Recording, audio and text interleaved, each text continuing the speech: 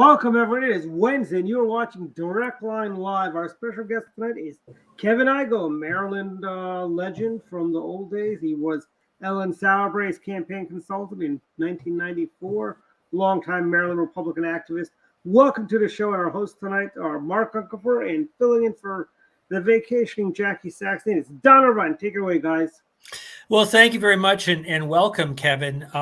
This is a really timely show because in another couple weeks on May 6th, the Republican Party will be honoring Ellen Sauerbrey with the dinner, and a lot of the people who were involved with her campaign a long time ago will be joining and recognizing her. And so we thought it would be really appropriate to reach out to you. You were, as I think that you were political director and also executive director of the party prior to her campaign. So you were present at the creation. So, and I should add, I mean, we have plenty to talk about because you were also in the Hogan administration right up to, I guess, into 2023 or about when the turnover took over. However, as an extra bonus, you're back in Buffalo, and I can actually make out in the background there my mother's apartment in a building down the street on Delaware. I recognize that it's Delaware. So you are right. Buffalo is a small town to be able to pick something like that out. But anyway, let's start with how did you get started in Maryland politics? So you started out as executive director of the state party. How did that come about? So I was managing the census in Montgomery County in 1989 and 1990, the first half of 1990. And the executive director's job opened up under the new state chairman, Joyce Terry, a great lady who I think did a tremendous job in bringing the Republican Party back from the brink and working with Helen Bentley in that time in 1990 and 91. And I just interviewed for the job with Joyce a couple of times, and she had a search committee. After I got the job, we focused on the basics, on voter registration, on building credibility with the media, things of that nature. And it coincided, to our benefit, with something called the Linos Commission. Bob Linos was an attorney in Montgomery County, a friend of Governor William Donald Schaefer, and Schaefer appointed Linos to run a commission to come up with tax increase ideas. And boy, did he. He came up with a commission report to increase the sales tax, the income tax, the corporate tax, expand the sales tax to cover all types of services and stuff like that. And then Schaefer wouldn't release the report until after the 1990 election, although everybody pretty much knew what it said. So that became a big issue in 1990. And that started to provide the Maryland Republicans with some impetus. And people like Jim Ports and Al Redmer won delegate seats in Baltimore County. Kenny Schistler became the youngest member of the House of Delegates, winning a seat on the Eastern Shore. And it was based on the coming tax increase that everybody knew Schaefer had in his pocket. And the Linos Commission died a very well-deserved death in the 1991 session. So you're executive director for a while, you're building up. Now, Joyce is, just to make a note, a remarkable person. She was probably Republican chairman longer than just about anybody. I think she was about a decade. I think she was chairman for, about 8 or 9 years. Yeah, she was chairman for the 1990 and during Ellen's campaign in 1994, certainly, yeah. And like I say, she focused on the basics. She worked the finance community to raise money. She was very well respected. At the same time, she was a Calvert County commissioner. Right. So let's jump into the campaign in 94. Now, there was a primary there. Boy, was there. Boy, was there, right? Talk about that, how that worked out. So Helen Bentley, Congresswoman from Baltimore County, was running. Ellen was the Republican leader of the House of Delegates, which was a fairly small caucus at that point in time. Helen had a record of working with Democrats in Congress, and that's how you get things done, but it doesn't necessarily play real well with primary voters back then or today. And Ellen, being a principled conservative, with a really solid message, playing off that Linos Commission report that I mentioned, talked about, her message was a 24% tax cut. That was the basis of her campaign for governor in '94. And that idea was worked out by a guy named Steve Walters, a PhD economist who at that time was at Loyola College, I believe. So Ellen stuck pretty much to the message, and she managed to pull off the primary upset over Helen. I forget the exact numbers. It was fairly close, but Ellen had a comfortable margin. I'll put it that way. And then that primary was in September, as I recall. So it's a relatively short general election campaign. Maybe 8 weeks, I guess, something like that. So we were going up against Glendenning, and you could just feel the grassroots enthusiasm for Ellen and her message, in places like, Baltimore County and the Shore and Southern Maryland, things like that. So good campaign, probably not enough money behind it. Real good grassroots operation. And as I say, Ellen, a very principled conservative who stayed on message all the way. Now, did you jump on the campaign after the primary, before the primary?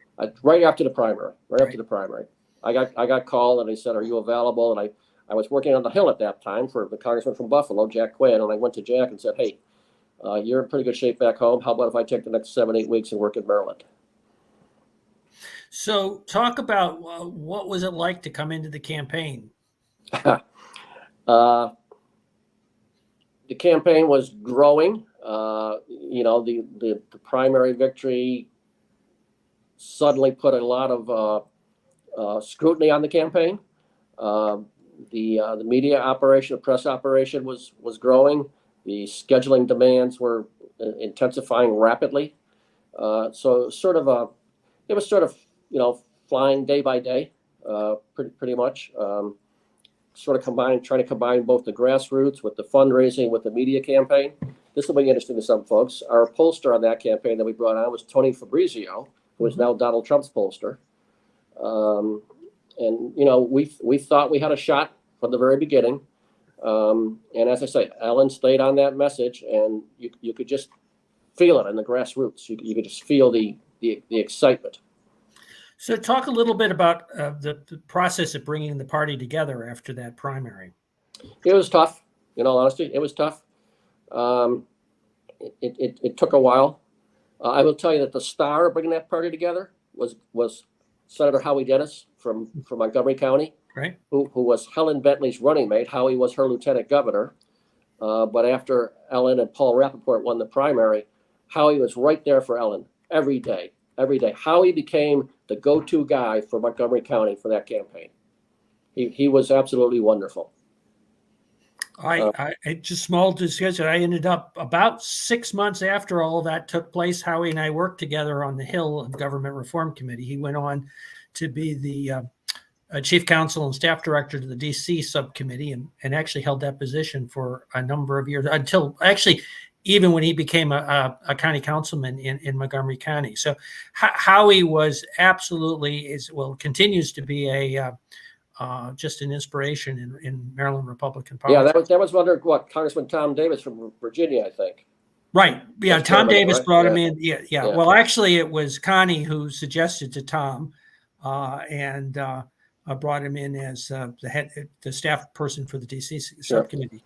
And then Howie was elected to the Montgomery Council in maybe 1999 or thereabouts. He beat Pat Baptiste, I think it was, was candidate. Yes. Yeah, I worked on that race, and then now Howie is on the WSSC, I believe. That's correct. He's chairman of that. But it's actually, to digress, because that was a race in which Howie ran against Mary Kane. I did that race with Howie, as a matter of fact. Yeah. It was a very close primary. We had to wait for the absentees to be counted on that race. But again, that was a good example of how a party unites, because Mary and John Kane were great after Howie won the primary. I recall that they turned their headquarters over right away. Yeah. They're Really good people. I was with Howie, so I appreciate the fact that Kane's was my first exposure to Mary. It was when they just immediately went to bed. But we're digressing. That's okay. So let's go back to 94. And you're saying you're feeling the grassroots. did the press pick it up? What was the sense beyond sort of the grassroots for was the race getting closer? The press, and we're talking the Baltimore Sun and the Washington Post. Okay, so we know where they're coming from. They were like, oh, Sauerbrei is the more conservative candidate. She's the right wing candidate. She doesn't have as good a chance of winning this thing as Bentley would have had. But sometimes the bias prevents understanding reality. And I think over the course of time, they begin to see that this race was closer. I don't remember the exact public polling that came out. But I know that in the last 2 weeks of that campaign, we thought we were right there. We thought we were right there to win it. Now, this obviously came in the backdrop of the 94 election, the Republican wave, the contract with America. How much of an influence was that sort of those macro trends in the race in Maryland? That's a good question. I think it helped, certainly. There was a feeling that the contract with America, the Republican philosophy in general was gaining and adding converts, not only in Maryland but around the country. And there was just a sense of optimism and enthusiasm around the Republican agenda. So I definitely think that helped, Mark. Now, you may not remember the precise number, but there were only a handful of Republicans in the legislature in 90. So it really was, you really didn't have a deep bench. You didn't have the infrastructure that normally you might have in the campaign. Was that a handicap for you, that not have the sort of local campaigns going on? I think that, more would have been better, of course. The thing was, in 1990 was a fairly good state legislative election for Maryland Republicans in terms of the seats we picked up. Mm-hmm. So it did grow. And as I said, the Republican philosophy, the Republican agenda and policies were being more widely dispersed, I think, and understood more by the time we got to 94 than they were back in 87 and 88. Gotcha. So come on election day, of course, a lot of folks have talked about the fact that she did very well on election day, and there was some expectation that she had won. And then talk a little bit about that process, about how sort of Governor Sauerbrei ended up getting walked back. So the difference ended up being 5,900 votes between Glendenning and Sauerbrei. And I remember election night very, very, very well. Election night, we were at the fairgrounds in Baltimore County. And there's a very large room there. And Ellen wanted to be with her people. So we didn't have a hotel suite or anything like that. There is a staircase at the end of that room, and it goes up to a private room. And then off of that private room was a tiny little office. And we were in there getting the results all night. Barb Wilkins from the Senate caucus was there with me. Howie Dennis was there with us. We were all working the phones. We saw the results coming in. We were leading all night long. Until about 11 o'clock, 11:15, something like that. And I remember sitting Ellen down and saying, if we get to absentees with the lead, I think we're going to be okay.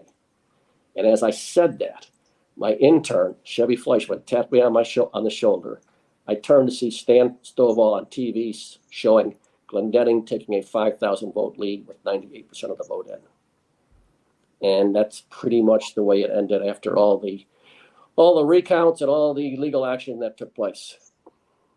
And here's the interesting part of that, an analysis of that, Mark.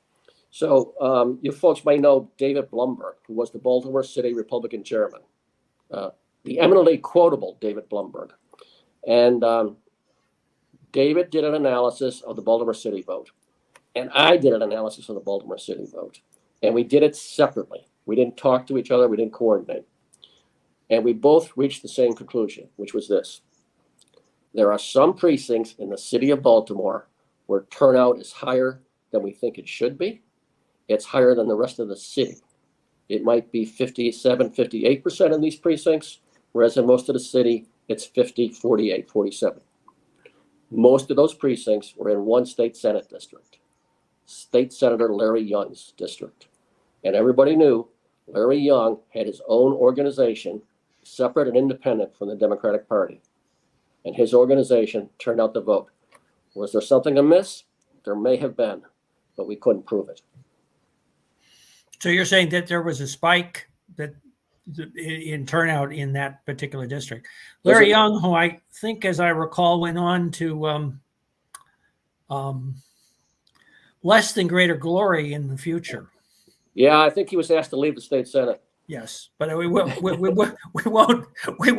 into that. It wasn't for the election. It was for other things. That's right. But anyway, so was there talk about an extended period? Was there a going back in? Was there recounts? What were the efforts? Oh, sure. Yeah, it went on. It went on for probably 8 weeks or so into the new year, I think.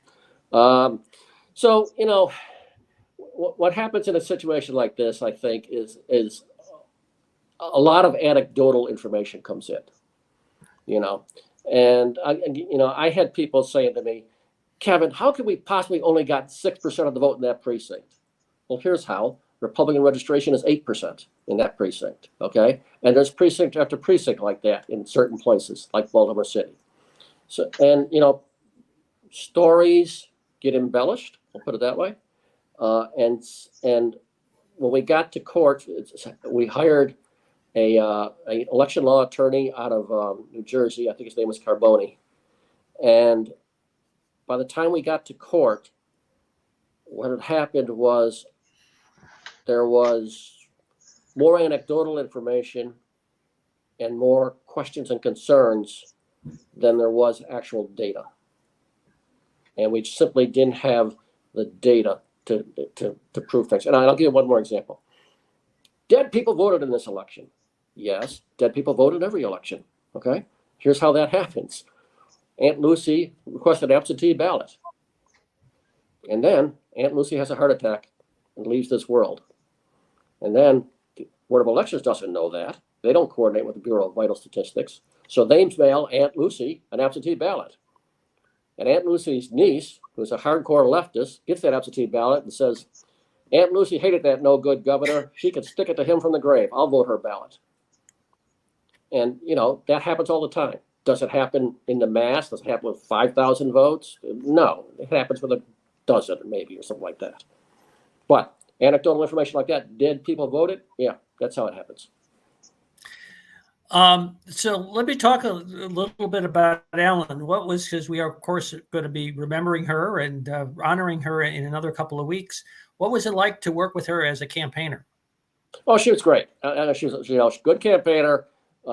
As I said, very grassroots oriented, very great attention to detail. Okay. Very principled conservative. Ellen knew what she believed, and she was going to tell people what she believed. And I will tell you that I recall this. On the day that Bob Ehrlich was elected governor, or was inaugurated as governor, I should say, that would be January of 2003.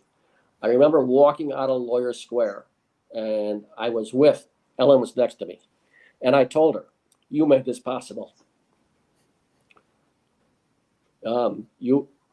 Ellen's actions and the groundwork she laid made it possible for the Republican philosophy to be more widely accepted in Maryland." I think that's a conclusion that's widely accepted. Don? Yeah, no, I'm going to say I'm glad you brought that up, because that's what I've been thinking for a long time, is that Ellen really laid the groundwork for Ehrlich, and then Hogan, really, in essence, is that I think the Republican Party had been really in the wilderness for a long time with state politics like that, and that what she did was fabulous. I also appreciate the fact that you went through the normal channels to see and evaluate how the vote went in '94, and it wasn't as close the next time around, but it wasn't what we see today in terms of all the bitterness and all the sore loser type of attitude. I don't think that's Ellen's way. What's your opinion in terms of how does Ellen, from what you know about her, how does she look at the political landscape today versus, when she was really kind of in the thick of it? I haven't talked to her about it, but I would think that Ellen would try to adhere to principle, but would also, I mean, she was a legislator in a minority, a big minority. She understood that you had to have Democratic support to get things done. And that's what seems to be lacking in Congress right now. And there seems to be too many, the Republicans control barely 1/2 of one branch of government. And you're not going to do anything without getting Democratic support. You have a Democratic Senate and a Democrat in the White House. And this idea that, we have to have these most hardcore conservative principles, or we're not going to vote for anything. It's a non-starter. It's simply a non-starter. It betrays a lack of how government works, in my view. That's probably a great segue to the fact that you worked for Jack Quinn, who's a congressman from Buffalo. And among sort of the distinctions he had was pretty close to the most Democratic district, if you base it on a lot of things, registration or presidential politics, that in the 90s that also had a Republican congressman. And so really striking that balance is remarkable, particularly today when there are very, very few House seats that are, for lack of a better word, crossover like that. So talk a little bit about Jack's philosophy in order to get things done. Yeah, Mark, that you took our talking point from back then. We used to say, we are the Republican representing the most Democratic district in America. And when Jack would go to the floor, Dick Armey would come up to him about something, and Jack would tell him, "Do you know how Democratic my district is?" So Jack was a very, very personable guy. He loved to meet people, spend time with people. The old saying, "You want to have a beer with that guy?" Everybody wanted to have a beer with Jack. He's a great guy. He's a great guy. And because he was so personable, he got along with all the other members. The district is, at that point, it's a little bit of the city of Buffalo and the close-in suburbs and stuff like that. It's a working-class district. It's a Uniontown district. Jack supported NAFTA. He had a good sense of the district and the people. He had been a school teacher, actually with my brother in one of the suburbs for several years. And just a very nice guy who understood people and expressed a concern for people and helping them solve problems. So you ended up working also in the Hogan administration for almost the entire time, working in the budget area. Talk a little bit about Larry Hogan and your experience with that. So yeah, I was chief of staff for the Department of Budget and Management, appointed by the governor. I was really liked that job. I really liked that job. It was really sort of at the budget, the money that you don't do anything in government. You don't implement any policies without the money. So that job, that department is sort of at the center of everything. And I worked with Secretary David Brinkley, who's a great guy. I had a legislator who had a lot of experience and stuff like that. And the thing with Governor Hogan is we go back quite a ways. Most people don't know that, but when my wife and I first came to Maryland, the governor's father was our county executive in Prince George's County.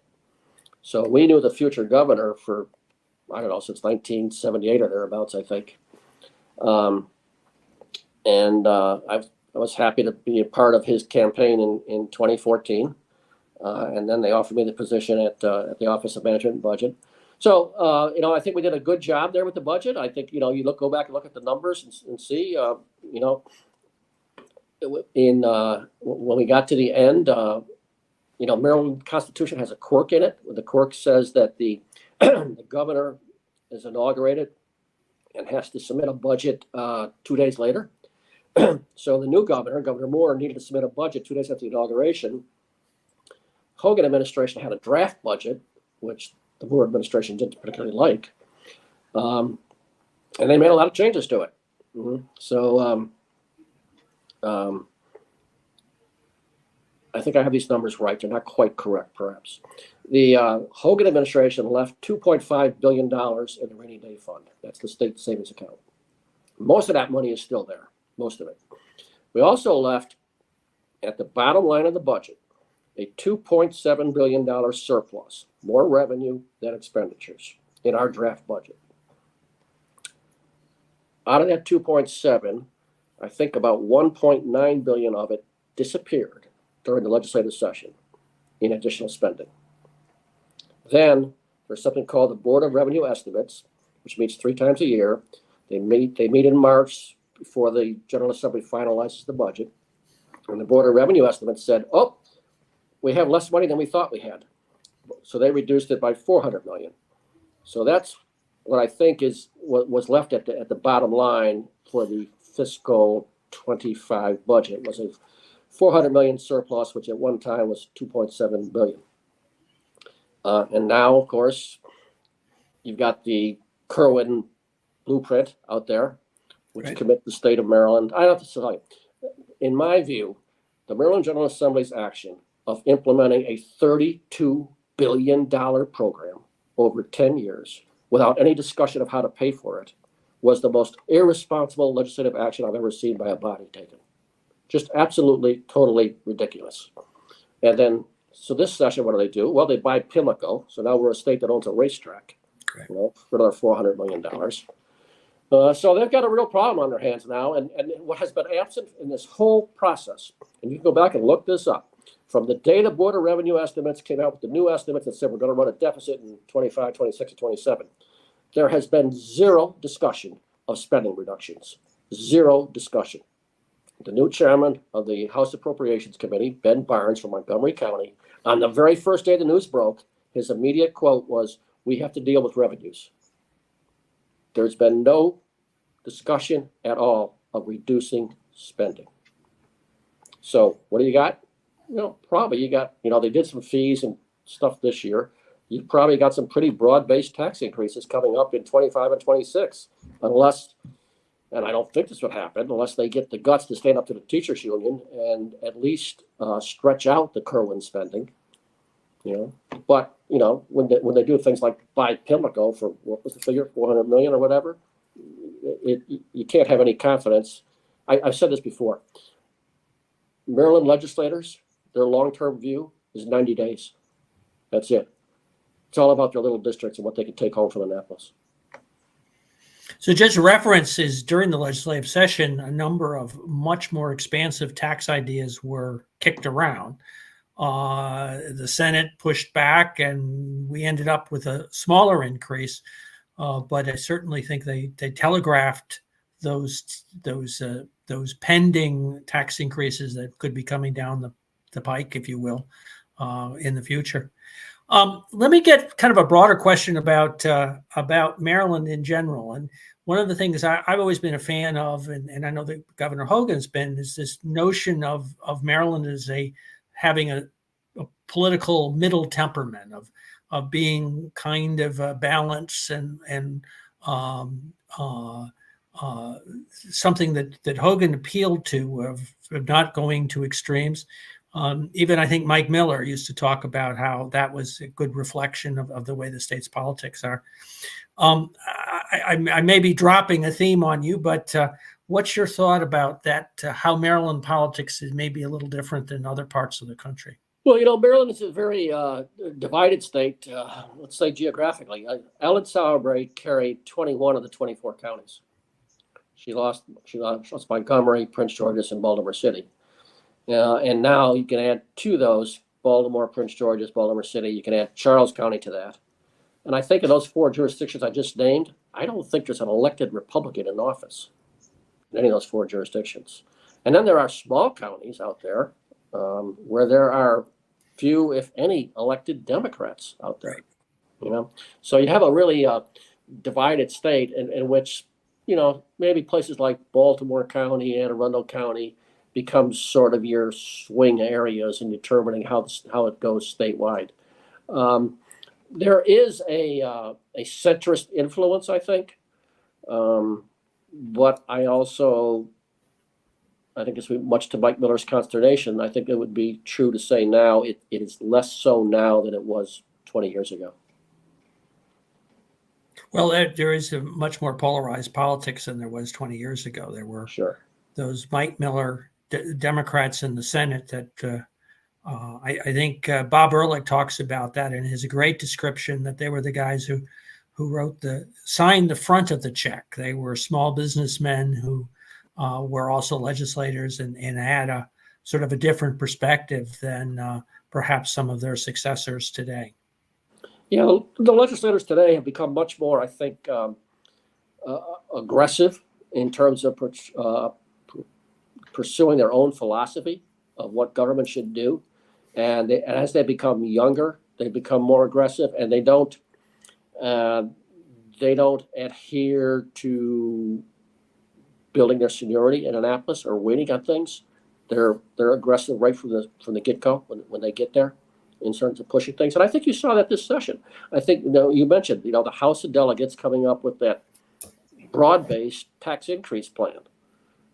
That was pushed by relatively new members pushing the speaker to do that. Well, it came from David Moon, who's now majority leader. Yeah, but has been very active. He is actually somebody who was sort of from the first years that he was elected, but pushing very, very hard from a Tacoma Park perspective. which even Tacoma Park, even by the standards of Montgomery County, is a world apart. Yeah, and it's interesting. Tacoma Park, that's the hometown of Peter Franchot.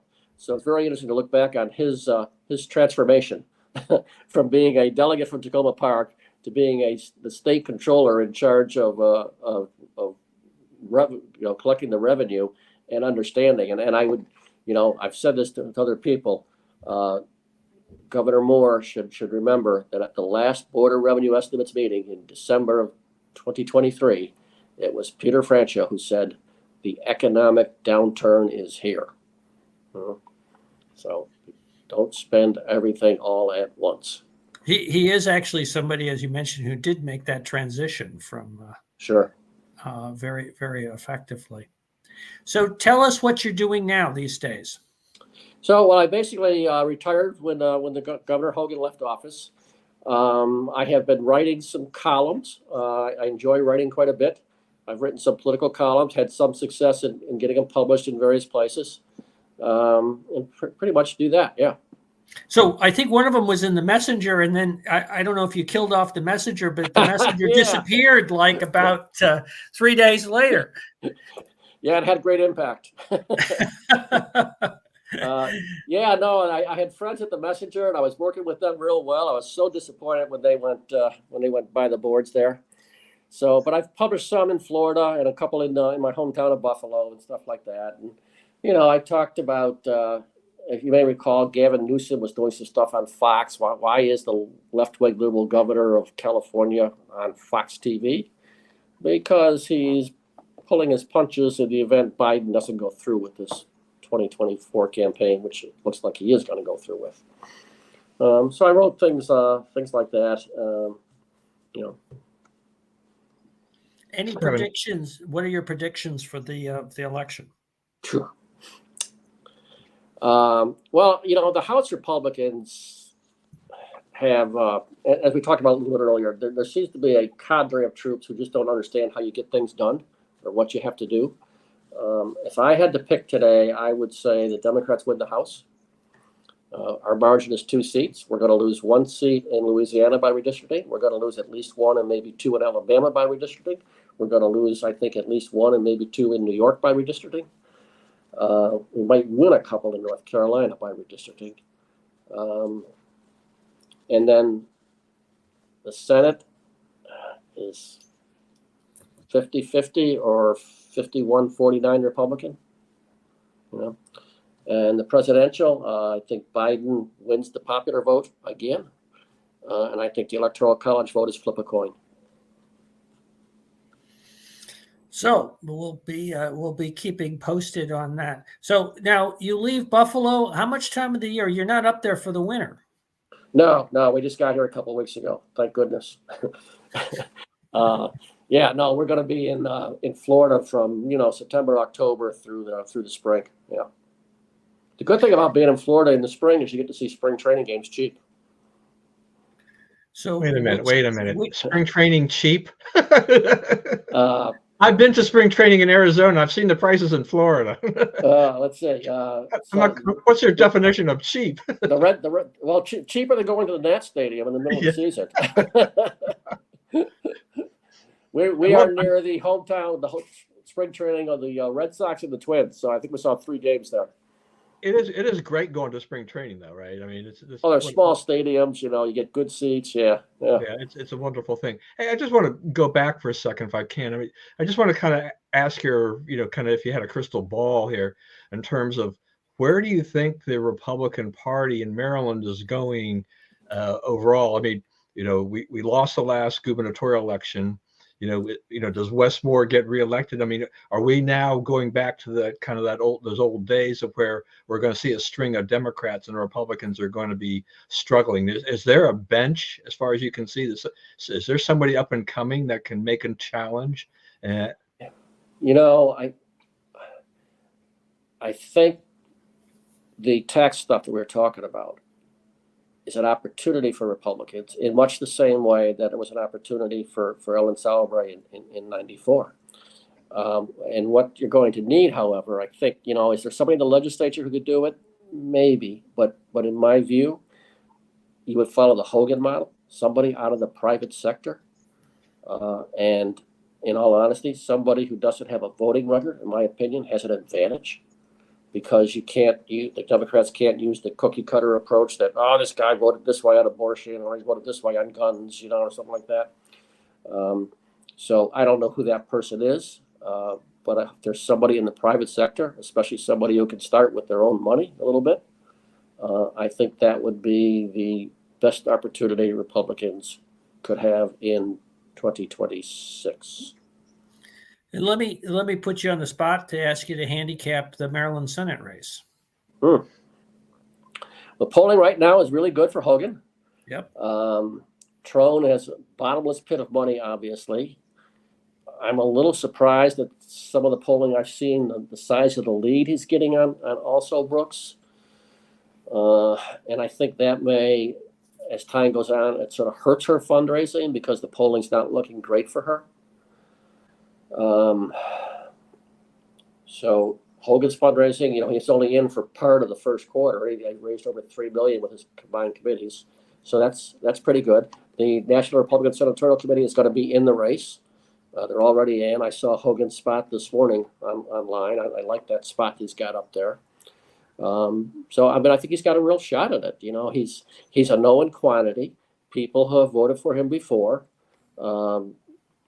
And Trone is actually the one who's only run in Montgomery and to a lesser extent in Western Maryland, but Western Maryland's going to be a Hogan strength. I think Hogan has a real shot at that. The Democratic campaign against him is going to be, he'll be a Republican in the Senate and they'll do this and this and this. And Hogan will be continuing to talk about his independent image and stuff like that and how, solving problems and not getting all tied up in partisanship. It'll be an interesting race, and it could as you mentioned, because of how tight the race is for the Senate, be a race that is really really important for determining the outcome. Sure. If you look at the other races around the country, Pennsylvania, I happen to think that Bob Casey is a really tough guy to beat in Pennsylvania. His father was a pro-life Democratic governor. Ohio, I don't think will beat Sherrod Brown in Ohio. He's got his own image and niche with working class voters and the way his style is. Arizona, I think that was going to be probably not a win. That was before the abortion thing last week. So, Maryland could be the 51st seat. There you go. Well, I hope you're able to come down from Buffalo to join us on May 6th when we're celebrating Ellen Sauerbrei, recognizing her with a dinner with the state party. But if not, you will be there in spirit. Yes. Yeah. And just let me say, Mark, it is absolutely wonderful the state party's honoring Ellen in that way. I mean, she really deserves it.